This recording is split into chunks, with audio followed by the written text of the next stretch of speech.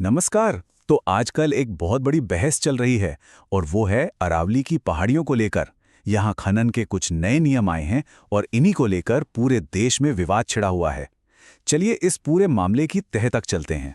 अगर आप social media पर हैं तो आपने हैशटैग सेव अरावली हैशटैग जरूर देखा होगा। ये हर जगह ट्रेंड कर रहा है और दावा ये किया जा रहा है कि इन नए नियमों की वजह से इस प्राचीन पर्वत श्रृंखला को बहुत बड़ा खतरा है। तो सवाल यह है कि इन हेडलाइंस के पीछे की असल कहानी क्या है। आज हम यहाँ सिर्फ सुर्खियों को दोहराने नहीं आए हैं, बल्कि सोशल मीडिया के शोर से आगे बढ़कर पूरे संदर्भ को समझने की कोशिश करेंगे, ताकि एक साफ तस्वीर सामने आ सके। इस पूरी कहानी को समझने के लिए हम इसे कुछ हिस्सों में देखेंगे। पहले तो ये जानेंगे कि ये हैशटैग सेव अरावली विवाद आखिर है क्या। फिर बात करेंगे कि पहले नियम क्या थे और अब क्या है। बहस का असली मुद्दा क्या है उसे समझेंगे। फिर एक बहुत जरूरी राजस्थान के उदाहरण पर नजर डालेंगे और आखिर में देखेंगे कि अब आगे का रास्ता क्या है। चलिए शुरू करते हैं हैशटैग सेव अरावली विवाद से। आखिर ये पुरानी पहाड़ियां अचानक से इतनी चर्चा में क्यों आ गई? देखिए, पूरा मामला सुप्रीम कोर्ट के उन नए नियमों से जुड़ा है जो अरावली रेंज में माइनिंग को कंट्रोल करने के लिए बनाए गए हैं, और इन्हीं को लेकर हंगामा हो रहा है। तो सवाल ये उठता है कि इन नए नियमों की जरूरत पड़ी ही क्यों? क्योंकि सच तो ये है कि अब तक की जो स्थिति थी वो काफी उलझी हुई थी। एक ही पर्वतमाला और नियम कई सारे, और यही वो समस्या थी जिसने इस बदलाव को जरूरी बना दिया। अब देखिए, अरावली कोई छोटी मोटी पहाड़ी नहीं है। ये दुनिया की सबसे पुरानी पर्वत श्रृंखलाओं में से एक है, करीब 200 करोड़ साल पुरानी, और ये 4 राज्यों में फैली हुई है: गुजरात, राजस्थान, हरियाणा और दिल्ली तक। और ये खनिजों से भरी पड़ी है। तो पहले क्या होता था? 4 राज्य थे, चारों के अपने अपने नियम, मतलब पूरी तरह से कंफ्यूजन और पारदर्शिता की कमी। और अब सुप्रीम कोर्ट ने एक यूनिफॉर्म यानी एक जैसा नियम बना दिया है सभी राज्यों के लिए, ताकि चीजें साफ हों और संरक्षण भी हो सके।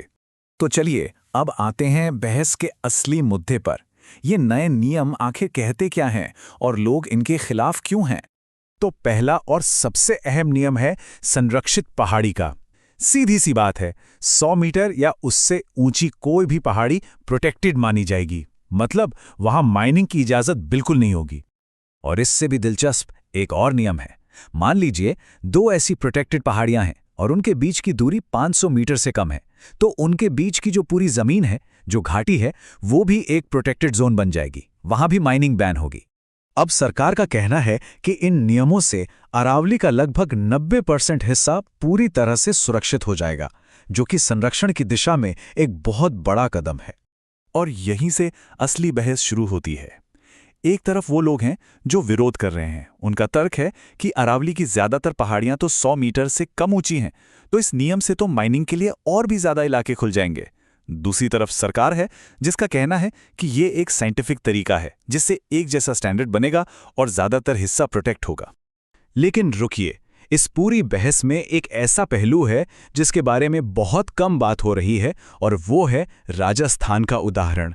और यकीन मानिए, ये एक ऐसा फैक्ट है जो पूरी कहानी को पलट सकता है।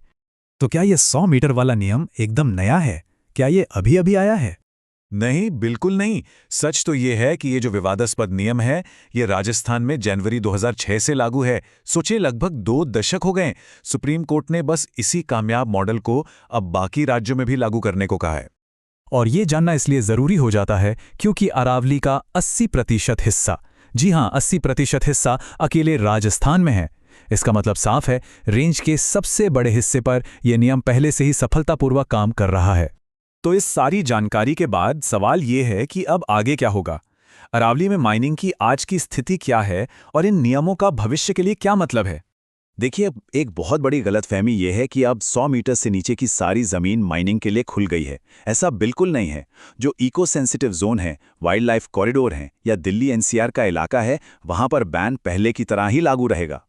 सुप्रीम कोर्ट के निर्देश इस मामले में एकदम साफ हैं। पहली बात, किसी भी नई माइनिंग लीज पर फिलहाल रोक है।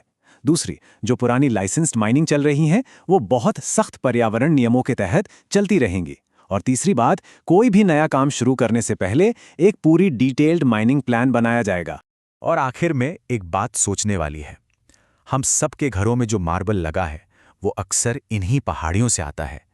ये बात हमें सोचने पर मजबूर करती है कि आखिर विकास और पर्यावरण के संरक्षण के बीच का जो सही संतुलन है वो कहाँ है।